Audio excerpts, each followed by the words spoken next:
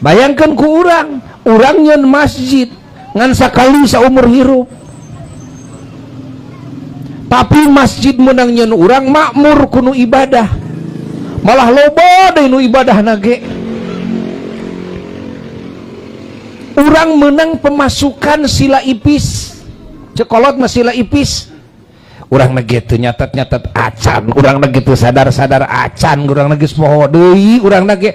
Tapi da ku Allah mah moal dileungitkeun, ku Allah moal dicoconteng, moal ngalir terus kana rekening amal soleh urang. Teu eureun tina ganjaran nu ari iktikaf, tina ganjaran anu dalalikir di masjid urang, tina ganjaran anu maraca Quran, tina ganjaran nu sarolat, tina ganjaran nu pangaosan, tina rupa-rupa ibadah.